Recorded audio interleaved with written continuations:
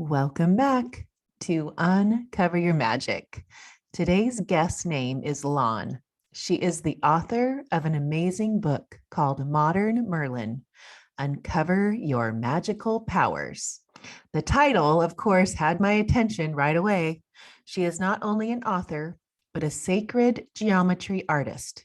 She is passionate about concepts like magic, manifestation, energy, multidimensionality, sacred geometry, and the law of attraction, which I love everything about all that she loves to talk about.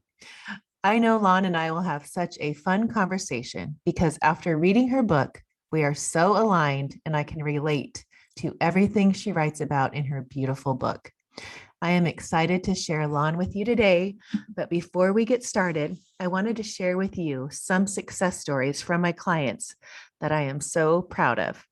To hear back from these amazing kids who have taken raising confidence and know that they are using the tools I have taught them and have now charted a new approach to their daily lives is a beautiful thing.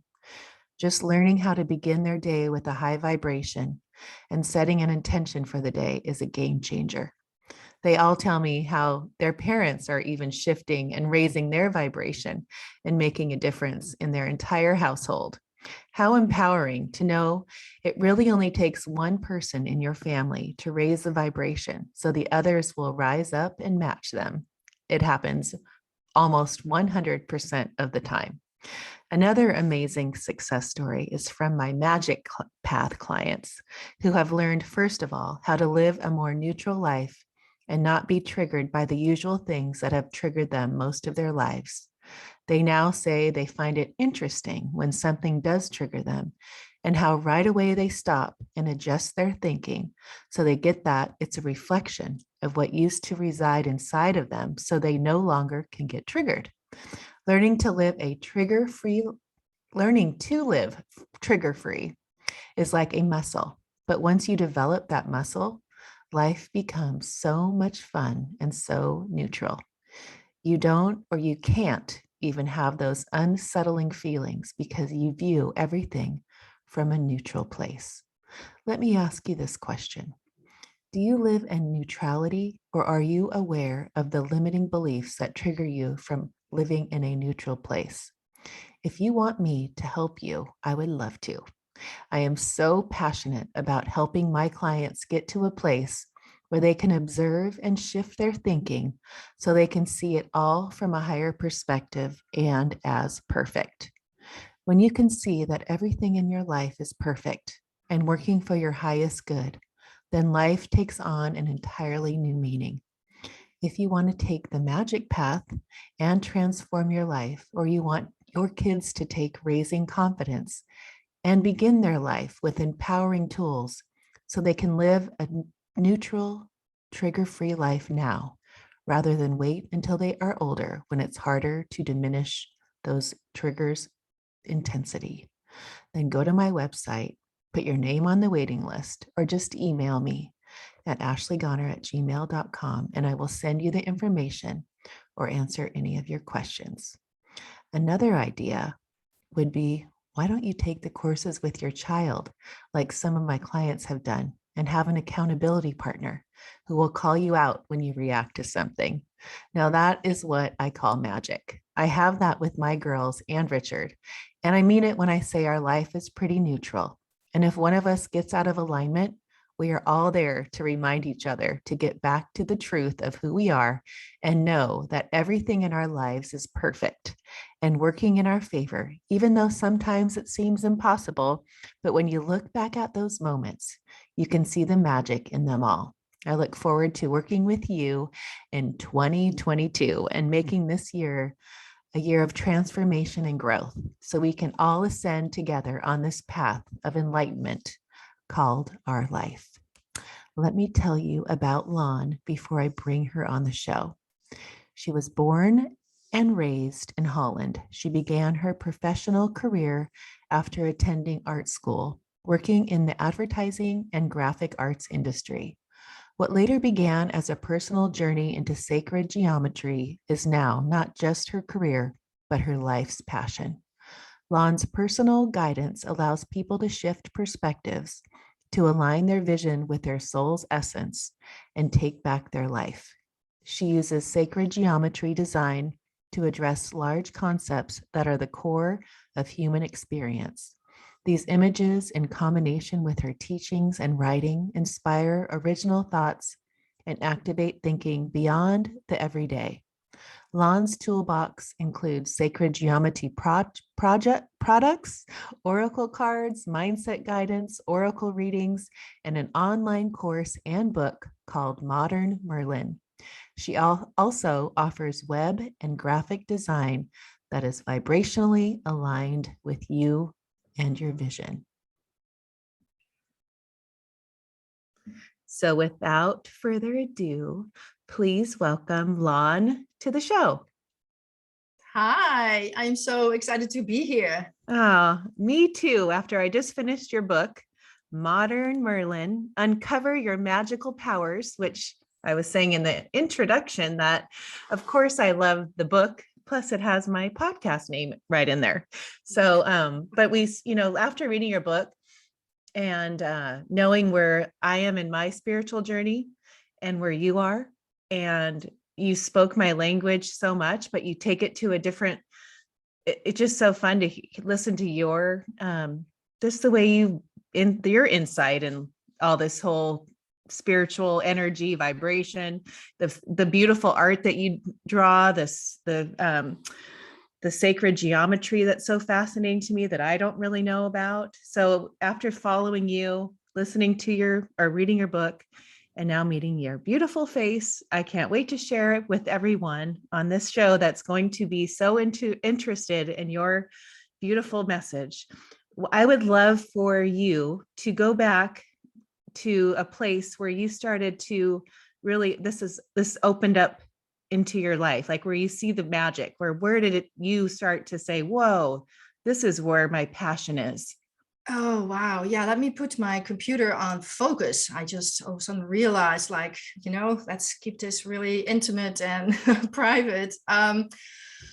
Wow, I was trained, I'm from Holland, the Netherlands in Europe. I was born there, I was raised there, and I went to art school there. And I was trained as a graphic designer, and I went into the advertising industry. So I've always been really drawn to like pictures and putting things together and making things flow together. I've always had this huge sense of how to harmonize not just pictures, but also how to harmonize people, how to harmonize my surroundings. So as a graphic designer, at some point I came across crop circles. And I was just so impressed with the design of crop circles and so taken by the complexity and the intricacy of the mathematical underlying architecture of it. And from there, I came across the term sacred geometry. And I just started taking those pictures that I could find, putting them in line art and playing with them, giving them color and giving them gradients and forms and shapes. And I had so much fun with that. And I started thinking about how that could be considered to be a language. So I tried it out. I'm like, well, what if I could visualize and create an image that way based on sacred geometry that that symbolizes something like healing or something like love or something like intimacy or you name it. And I started working with that and I felt like I could catch that, I could capture that. And from there, I started trying out because somebody asked me in my surrounding, one of my friends was like, can you draw me? And I'm like, wow, I've never tried that. I will try that. So from there, this grew into personal soul portraits that I base on people's energy and on people's soul mission, so to say. And I started making those. And in the process of all of that, I got so fascinated with what this all means. Like, that we can understand something that is so conceptual and not necessarily based on a picture that's relatable, right? We can all relate when we see a picture of a fluffy dog or, a beautiful sunset or flowers, then we feel something inside because we can relate that to an experience or to Right. something that happened to us. With sacred geometry, like something that you see in the back of me here, we can't. There's really not, well, this one might remind us of a flower, but a lot of them, they're just shapes and colors, and they still evoke a feeling and an emotion. So that brought me into the whole idea of multidimensionality and on, in a whole realm of like what lies beyond the world that we are so used to, the things that we can see and feel and taste and touch. There is something going on inside of us that is so large. And I was always a very intuitive child and a very sensitive child. And I always could connect to people and kind of had a sense of people when I would first meet them. I knew how they were feeling or if they were hurting. And as a child, nobody explained this to me. I don't think my parents quite understood it, Mm-hmm. and let alone that they could explain to me what to do with that. So, and now later on in my life, when I started moving more into the realms of multidimensionality and understanding that more, I realized that I was just always attuned already to those spaces and places that nobody really talked. Now we talk about it, but back in the day when I was growing up, nobody talked about that. Right. No. So when I'm looking at that flower behind you, and I mean, to me, it looks like this beautiful multi-dimensional flower. Right, So it's a soul portrait. So when you're looking at me, right, you take it's called a soul portrait. So you're looking at, see, I just interviewed someone that could see the aura. right. Is that similar? Um, Perhaps it's not necessarily that I see something while I look at you, but experiencing you, and especially, throughout this interview, I'm going to have an experience of you and of your essence and of who you are. And and on a very deep level as well. I mean, I can see you with my eyes and I can hear you, but I'm going to be able to tune in to who you are on a soul level, and I can translate that then into colors. It's not that I know that right now. I really have to consciously open that channel, if you want to call it that, Mm-hmm. and really put the attention out there that I want to do that. And I don't ever do that without permission. I Got it. don't, because I think it's a very sacred place and very private to just because I could tune in on a soul level, that doesn't necessarily give me automatic permission. I think that is something that I would always ask permission for to Right. do.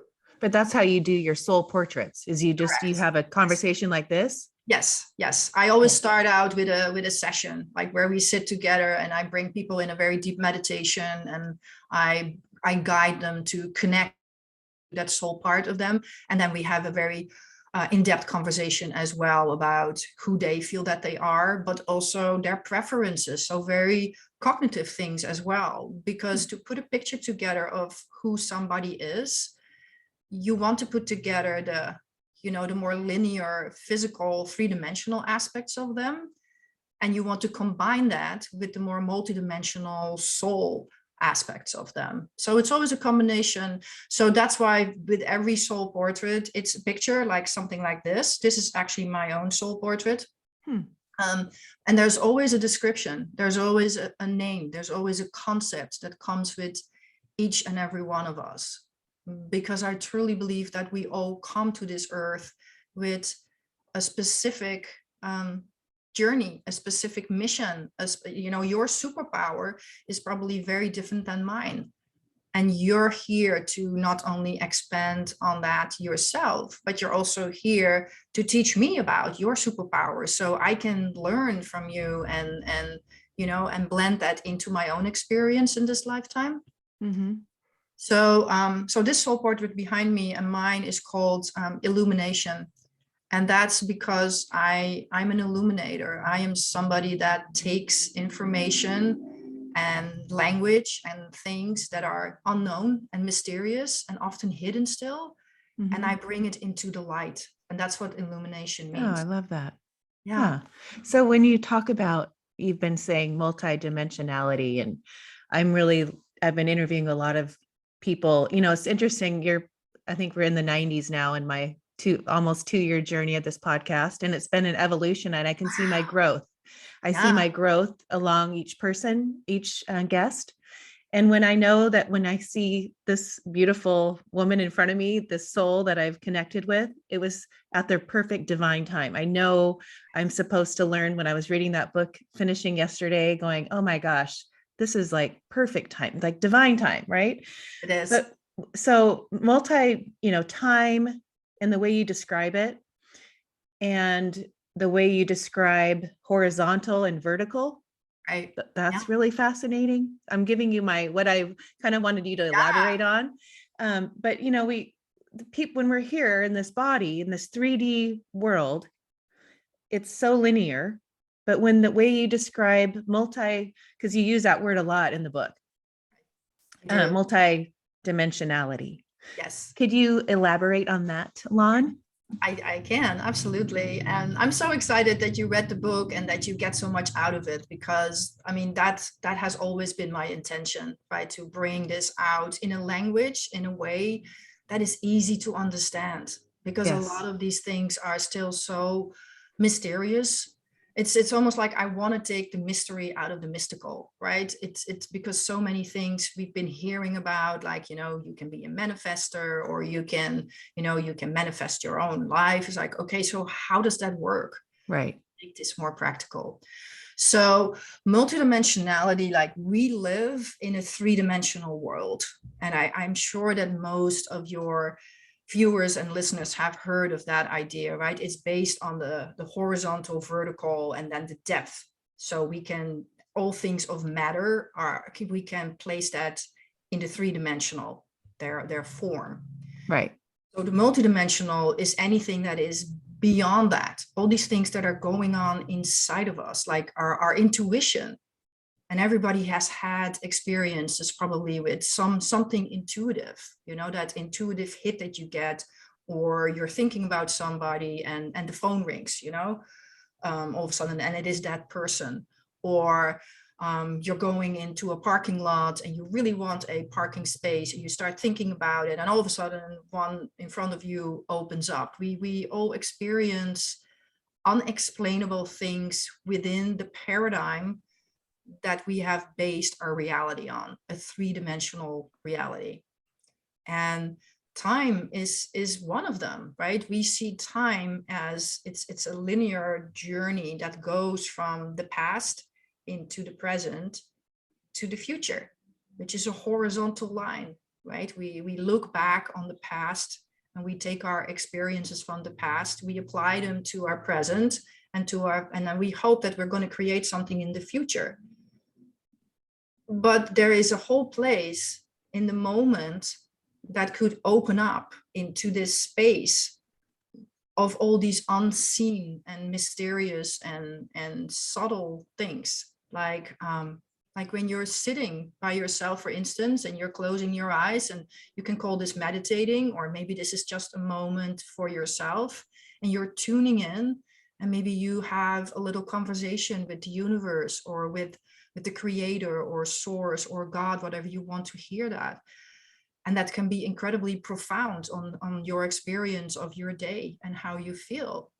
But if you think about it, you can't really explain any of that in a three-dimensional, logical manner, right? There's nothing there to touch or to hear. Right. And often our experience of time in those moments get completely whack, right? You can sit in meditation, come out of it, look at the clock, and go like, whoa, that was like 90 minutes or whatever, 30 minutes. That felt like just a moment. Mm-hmm. Or the other way around. You could sit for like 60 minutes and you come out of it and it felt like it was just like this.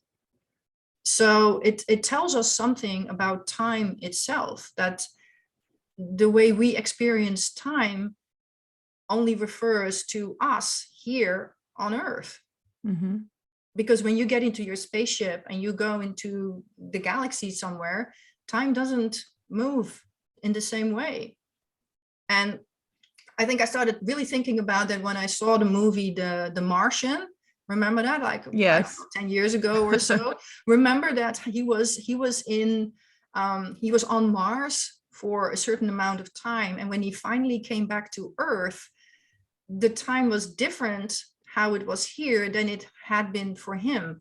He'd only experienced it as, like, I don't remember exactly, but it was only a few years. So he didn't really even age that much.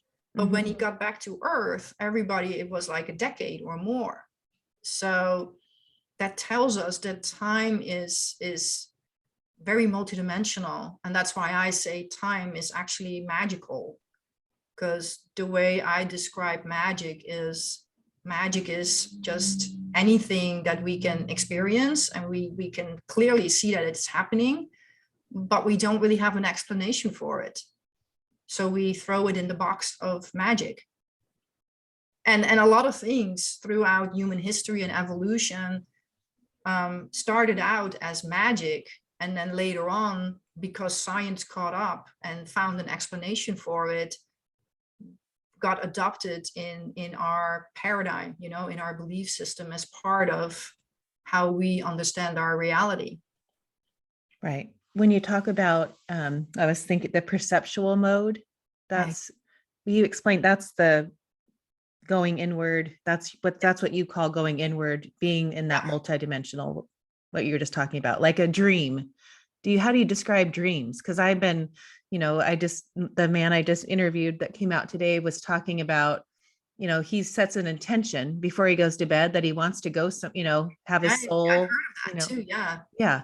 How do you, like, I've interviewed people that teleport, that they can go ahead and to the future and change the present, progress at what past, and tell me that. Which kind of illustrates what we were just talking about, right? How time is really relative. Time is just it's an experience, and we've made like collective rules around it. So we all have kind of a schedule, and it doesn't become one big mess. So we all kind of know what to do and when to meet and when to go to work and when to go to bed. And going inward, or meditation, I call it perceptual mode, because it's switching your perception from perceiving the outer world, the external, to switching towards perceiving and your perception of what's going on inside. And the easiest way to do that is just by closing your eyes. Because when we close our eyes, we can't see the external world anymore. And that automatically makes our awareness go to the inside, right? Right. So dreaming is a form of perceptual mode, although I would use perceptual mode more so for a conscious, like an intentional way of going inwards. And I'm sure that some people have that kind of control over their dream state, and I've known people that do. I don't always. Sometimes I do set intentions, and sometimes they work out, and other times I wake up in the morning and I had a dream and I'm like, what the heck? Where did that come from? Right. So I would say, like, perceptual mode for me is really, and what I talk about it in the book, is like really making the effort, the intention to just tune in and notice what's going on inside. And this doesn't always have to be in long meditations, because when you say meditation, a lot of people go like, oh, well, that's not for me. I tried that. I can't do that. So I try to also offer guidance and tools to show people, like, this can be really simple, right? It can be, I started on my Instagram account 2 weeks ago or 3 weeks ago, I started a new little series, which is called Merlin Moments, and they're 1-minute meditations. So I make them on reels, so they are moving sacred geometry, and it has music and it has my voice, and it's basically an invitation for people to take 1 minute, just 1 minute, to stop what you're doing and tune in. Mhm. Like, have you noticed, like, is your heart beating fast today or slow? Like, are there places in your body that are hurting? Have you actually noticed your breath? Like, just focus on your breath just for 1 minute. Right. I was reading or listening to that today. Oh, did you? Yes. And I was also something about, I think if you said it or someone you were talking to about taking 6 breaths Yeah, only in right. 1 minute. So Yes. I sat there and I'm looking in the mirror and I'm like, that's not many. But when you No, really think no. about 6 breaths per minute. I was talking to a friend of mine. She is a holistic veterinarian, and she is very educated in both Western medicine and in the holistic arts. And she is part of the Heart Math Institute, and they do a lot of research on the connection between brain waves and heart. And when they talk about coherence and finding coherence, it means that you find alignment and balance between your mind and what you're thinking and your brain waves, therefore, and your heartbeat. And she said to find true coherence, you have to slow down your breathing to 6 breaths a minute. And I said the same as you. I'm like, wow. So I've been practicing that in my morning meditations. I sit and I consciously start slowing down, right? Taking a slow, and then also feeling my heart. And I wear this aura ring, Oh yeah. right? Uh-huh. So it measures your heartbeat, right? So in the morning I can see what my heart rate and my heartbeat was during the night. And on the days that I meditate, my heartbeat is noticeably a lot slower and a lot lower during the night. Right. Do you have, so I'm in this class, I have a spiritual class that I've been taking almost like 8 months now, but we really work on limiting beliefs and, trigger-free life, getting to Right. neutrality and living that way and not having that anxiety. And that's what's just kind of sparked my mind to ask this question. Do you live that way? Or do you feel like you live a neutral, have you gotten control of those triggers and have that awareness to stay in alignment type You thing? know what? I am just as human as everybody else. And some days, yes. And other days I have to work for it as well. I think part of the human journey is exactly that. We are all human, and all we can do is just continue our own practice and deepening our awareness of what our role is in the experience of our life, and how much we create the outcomes and the people and the circumstances. But I have days where I am struggling just like others. I think over time, though, what the difference is that, for one, I have an understanding of how it all works. And I'm sure that over time that understanding is going to expand as well, right? I can only work with what I understand right now. Right. Um, and I always joke that I carry around a little backpack. It's my little spiritual backpack, and I always have it with me. And there I have my tools, and I have a lot of tools. So I know that when I feel stressed, or I feel reactive, and I feel snappy to my son or to my cat or to somebody in traffic, I am aware of it Mm-hmm. pretty quickly now. And Yeah. I know, like, oh, time to up my meditation, time to go take a walk, time to take a break and breathe for 5 minutes and tune in and come back to myself. Right. I love Right. that. It's Right. just the awareness, like, It is. uh, It's you know, all awareness. yes, as I've watched and looked back at my journey, it's just becoming more aware and, the alignment and how you feel your vibration. I teach my classes that I teach, that I teach with like children and teach them early on in life, the law of attraction basically, and, core values and limiting beliefs and, you know, what vision boards and everything, all the things that I wish I knew when I was a teenager, Right. you know but when you start to realize your alignment is your vibration, all those little things that aren't when you're aware of it, awareness, vibration, alignment, all that stuff goes to me like hand in hand when you can live in that place where you Right. can, where you are aware. And yes, we are human. And yes, we do get triggered and we are in traffic, but to realize like, and even me as a mom, right? With your Yes. son, my kid, my girls, and they come home and I said, if it's hurt people, getting bullied or, whatever.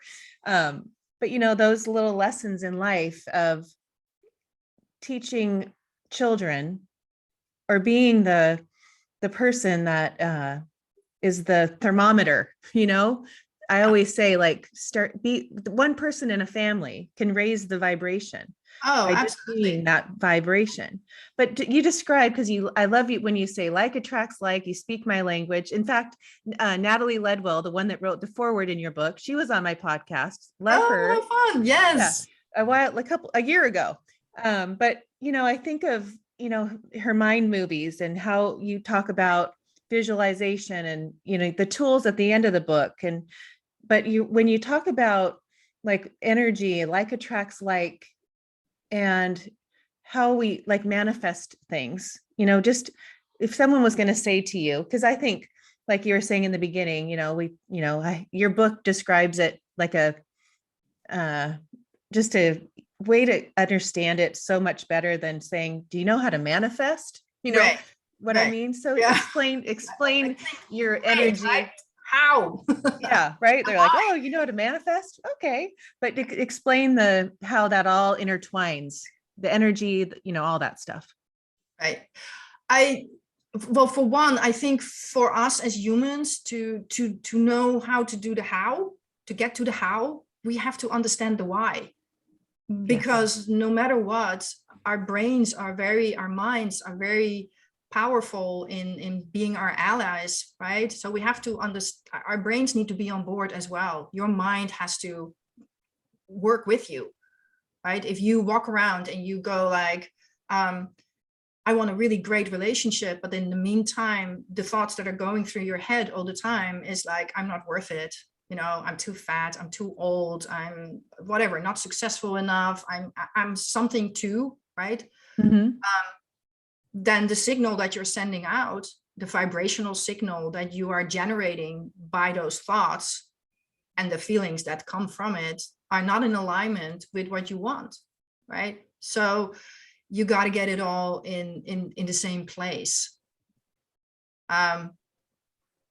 Yeah, funny that you mentioned Natalie Ledwell, because that's how we met. We met at a Joe Dispenza conference. Like I did a couple of his retreats. That's on my vision board, by the way. Right. Oh yeah, no, it's amazing. It's amazing. It taught me so much. And I realized, because back then I just started with all this sacred geometry, and he was talking about sacred geometry, and I'm like, oh, Oh, he speaks my language, and I so align with everything that he is doing.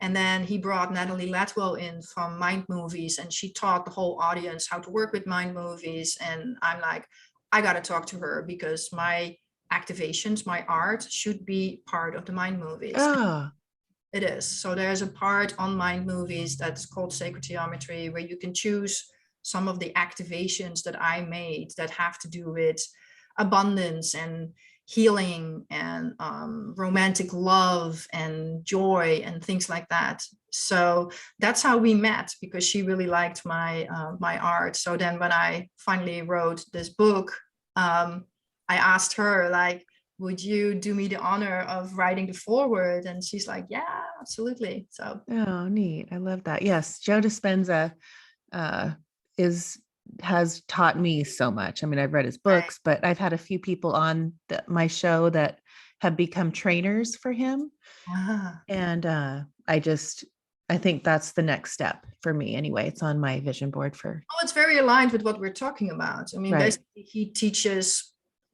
meditation. He teaches the same thing. He teaches as well that for us to be powerful creators, to be modern magicians that are actually capable of performing miracles and magic, the magic of manifesting those things that we want, we have to start from the inside out. We got to go inward.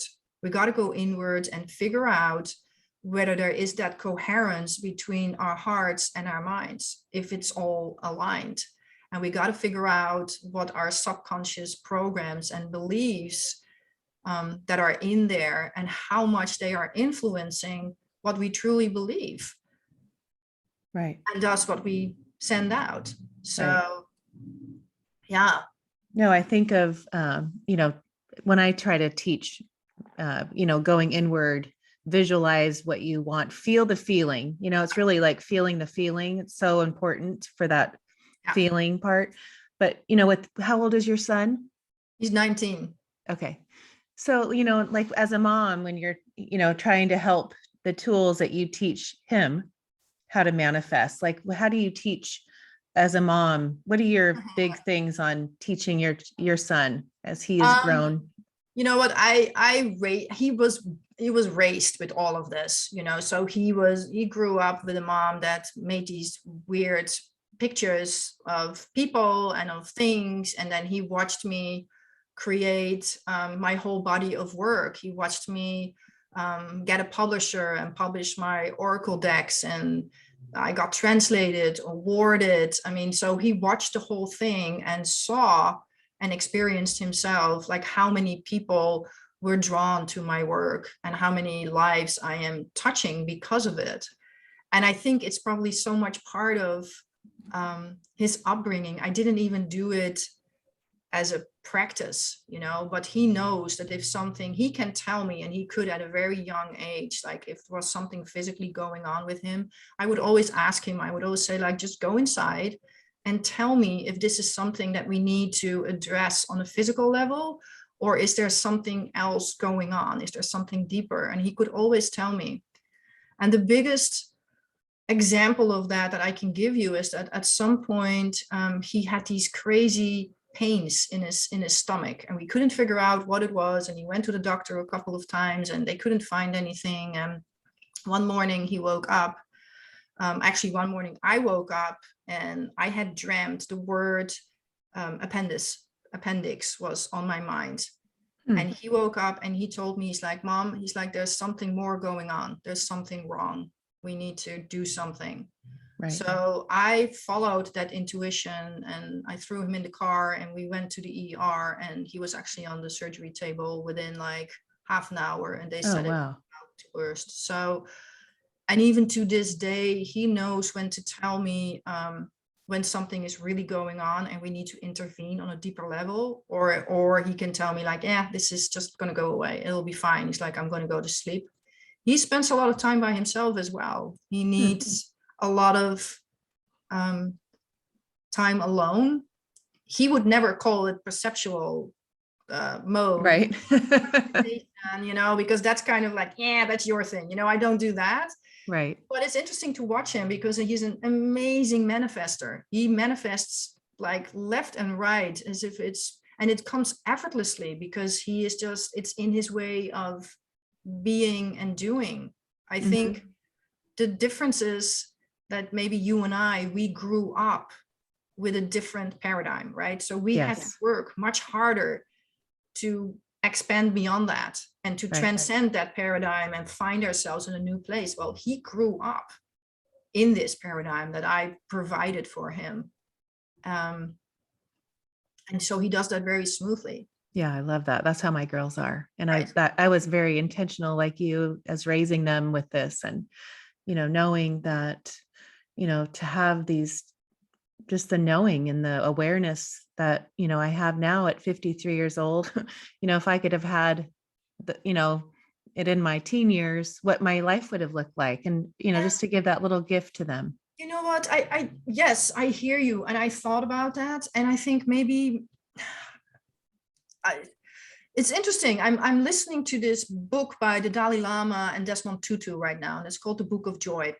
Oh, yes. And they are talking about the direct relationship between the height of our joy and the depth of our hardship. And it's almost like I feel like, yes, sometimes I was very lonely as a child because I felt so out of place with my sensitivity and what I know now are maybe even called psychic abilities, but right. But then again, I think it also helped me to get to where I am. I Right. don't, right? I mean, Oh yeah, no, I'm so thankful for that, my journey. Oh my gosh, but I think what I say that if I knew what I know now and if I could help tell my children, teach them, I mean, we're all here at this time and it's perfect and they chose me and all that, you right. know, we're And all do you notice as well, because I noticed that in my son, that I see a lot of similarities in how he is, and I also see that therefore um, he he spends a lot of time by himself. He mhm, doesn't connect.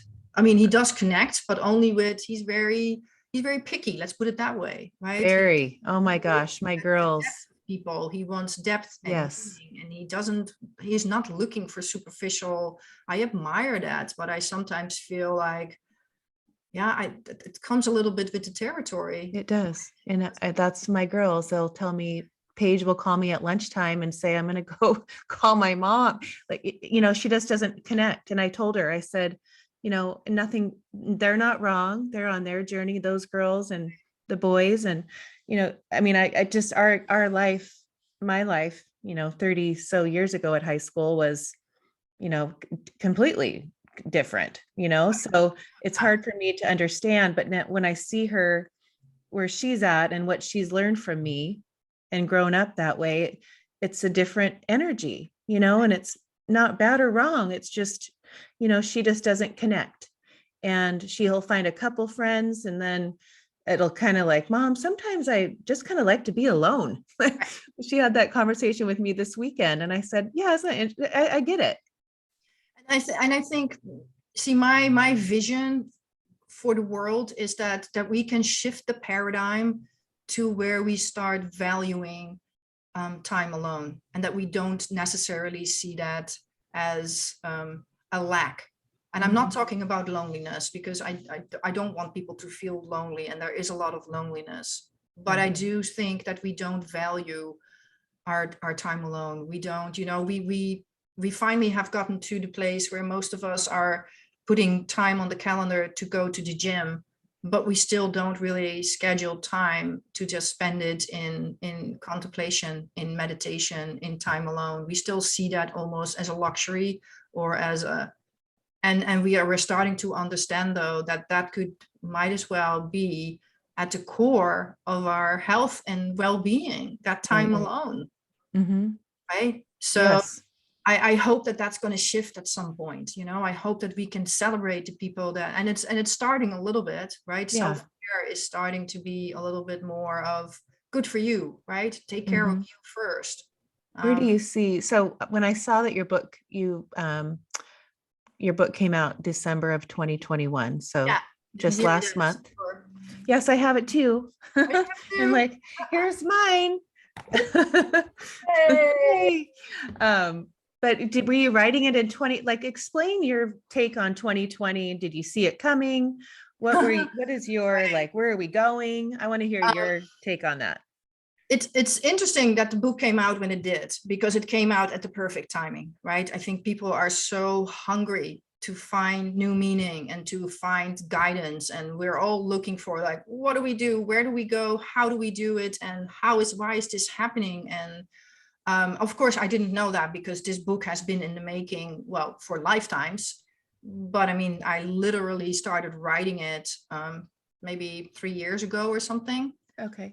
Actually, I started it out as an online course, and pretty soon into me starting it as an online course, I realized, like, this should be a book. Hmm. So then I called my publisher and I said, like, hey, I got this idea for a book, and I outlined it for them, and they were like, yes. So yes, I started way before the pandemic or anything what was happening. um, I think the pandemic, if anything, is a beautiful opportunity for all of us to really find the value in this experience of being alive, right, in a physical body. And hopefully it will shift our view also on what creates health. right? And how to take care of ourselves, of our physical health, of our mental health, of our emotional health, and of each other. And it's showing us also how connected we are. Like, there is no separation. What you do is going to have an influence on everybody around you, Right. right? Everything is connected. That's, I mean, if there's anything, then that's what a virus shows us. Like, wow, there's no difference. It doesn't make a difference between who you are. It's going to Right. affect everybody.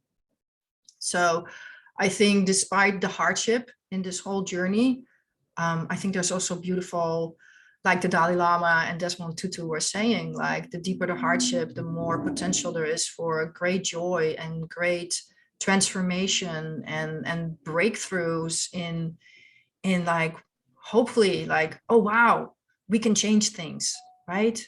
We can change things and we can build something better coming from this. Right. But don't you And feel I'm like, hoping that my book will help with that by, laying the foundation of helping people to understand how their life is put together anyways. right. Yeah.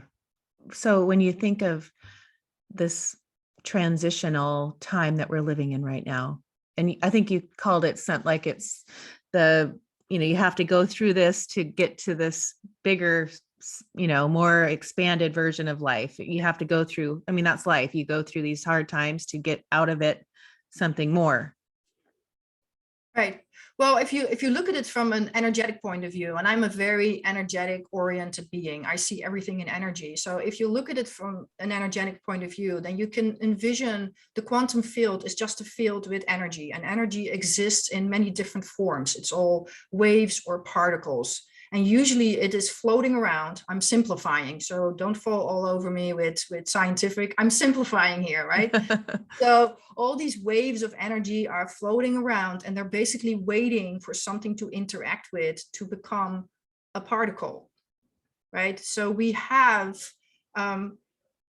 so in a time where, let's say that the paradigm where we are in right now, like the three-dimensional world that we're living in, it is based on our beliefs, and those beliefs have caused the energies to form a certain pattern and a certain structure, right? Got it. Yes. See it like that. So in order to go beyond 3D, and we're being asked to do that because science is showing us that there is a multidimensionality out there that we are part of. So science is pushing us that way. Mm-hmm. In order to go beyond that, we have to break the patterns, break the structure that we were in order for that energy to be able to become a new structure and a new pattern, right? Yes. So we can then imagine that if you start breaking down an existing structure and pattern, it becomes a mess, right? It's chaotic because you're breaking it apart and nothing new is there yet. And so things are falling apart. There's nothing to hold on to because everything that was formed is now falling apart. So our institutions, our health institutions, our educational system, our banking system, you name it, everything is kind of it's wobbling and falling apart. Mm-hmm. And it needs to do that because the energies are trying to become something new and bigger, in a bigger picture, in a more multidimensional expression of it. So Right. that's where we are. We are right in the middle of that chaos of where everything is trying to rearrange itself. Right. I mean, I know in our lifetime, I've been, Atlantis, the age of Aquarius, all those words that people are using of where we're going. Right. And I know it's time because we're all now, we're not going anywhere. Right? It's like, describe that one for me, Lon. Oh man, I've always felt that I'm definitely not from Earth. I like some people, you can just tell they are rooted in Earth. They have, Yes. we can tell they're like trees energetically. I can even tell when I look at them, like, wow, you are really earthy. It's beautiful. They're really strongly rooted. I'm not like that. I'm very ethereal. I'm very floaty. I'm much more energy than I am physical body. Mm-hmm. So I don't feel like I am from this planet. I feel like I originated somewhere else and in a very different dimension. Huh. But I have been here many, many times. I feel like I've done this journey on earth many times, and this lifetime is my time where a lot of these experiences are coming together. And that's, I think Mother Merlin is part of that. And it took me over a decade to put it together, right? Because when I started with all those Mhm. pictures were flowing through, but I didn't really understand like how that fitted in the overall, like, well, that's great, but what do I do with that? And what does it mean? And now with Modern Merlin, it just feels like that same process, right? Now my structure has rearranged itself, Right. and it's now a really strong structure of I understand it as a new paradigm. As I use the word magic as a basis because it's such a beautiful, attractive word anyways, and it makes sense. Hmm. So now everything has come together, and that's what I'm here for. I feel like, yes, when I hear Lumeria, I always have this, oh, there's this homesick feeling, Oh, huh. right? There's Uh-huh. always a feeling of like, I understand it. Hmm.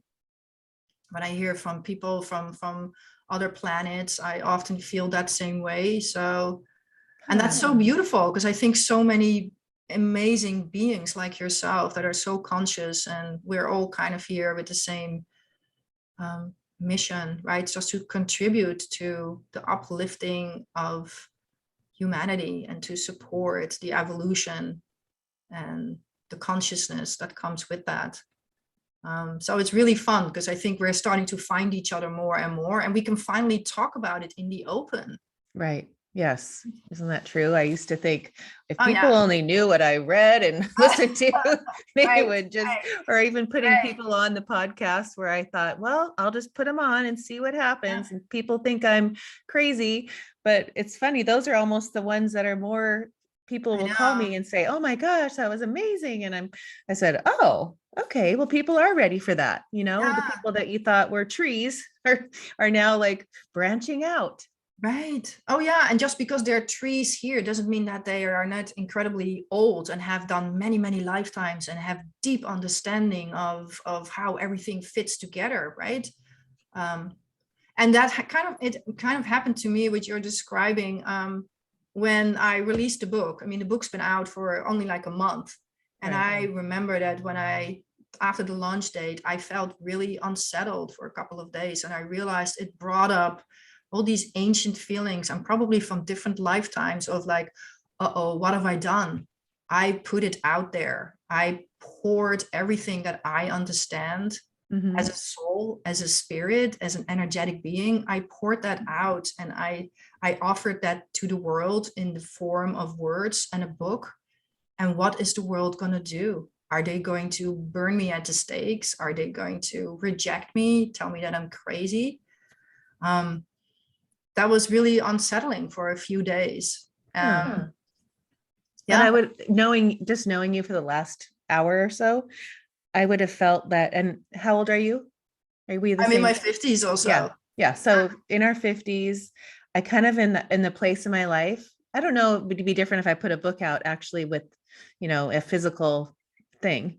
That if people don't like me, it's just such a freeing feeling where this is who I am. That's who I Right. see you as. That's why it surprised me that you had those thoughts. It's true, but it was, that's one of those triggers. I felt it trigger, and it was a really good opportunity for me to look at like, wow, where does that trigger come from? Because I do agree with you. Like my mind agrees that yes, I mean, I have come to a point where I know exactly who I am and what I have to offer, and I do see the significance and the value of it. Hmm.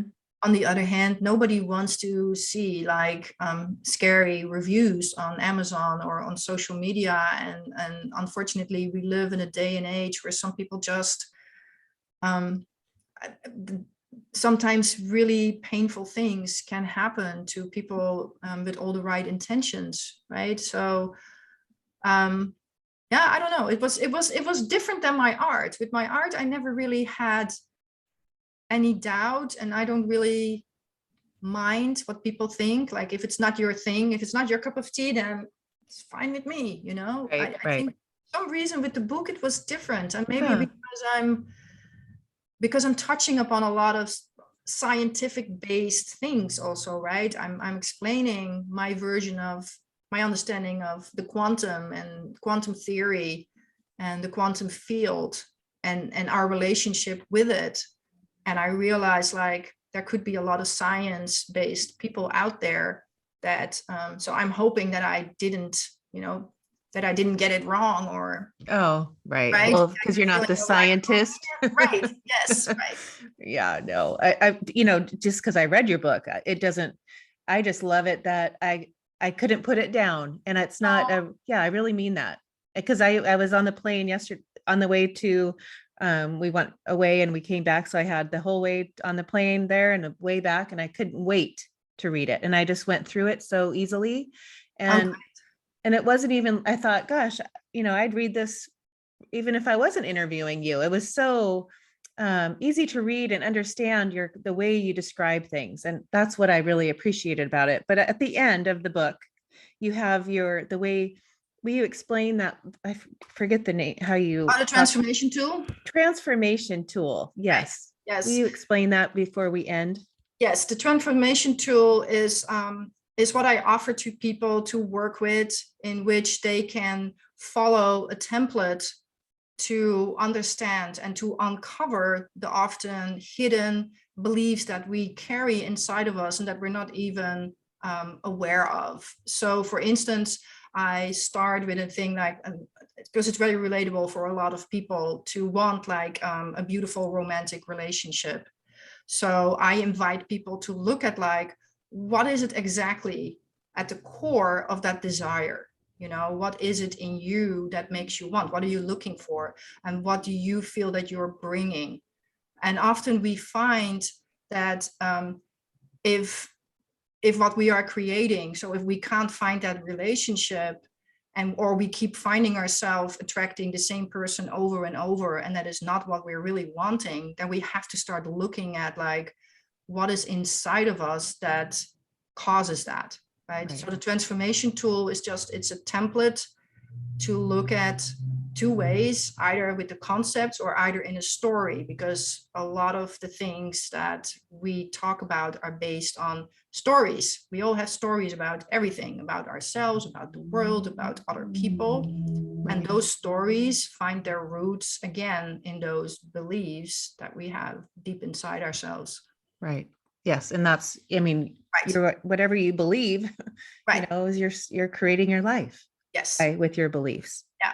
So And then when the you're, other thing that I offer as well is an online course that goes together with the book. It's also called Modern Merlin, and it follows the book in the chapters. They're all modules, and each module is a presentation by me, a video presentation. And then I offer like a full screen meditation with each module. And it comes with a workbook. So then you can take your experience of reading the book even deeper by following the prompts, answering questions, and really go deep inside into the concepts and the ideas that I'm presenting in the book. oh, I love that. Yes, I would highly, highly, highly recommend it. So to find you, Lon, you would go to lawn-art. Yes, you can go to lawn-art.com, and then you will find Modern Merlin there, both the book and the course. Or you can go to modernmerlinmagic.com.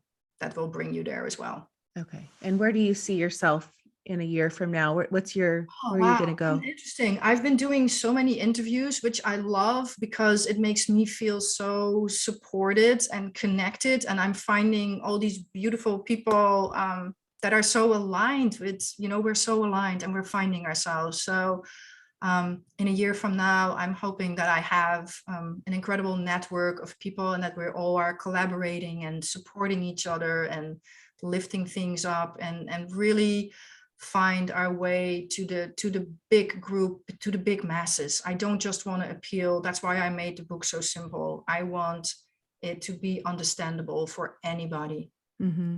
Yeah. Maybe sometimes in school, wouldn't it be great if our children read Oh the my gosh, you're talking to me? right, Oh my right? gosh, this would be this book. I could Yeah, just teach this all day long. That right, would be the right. lesson of the Yeah. school.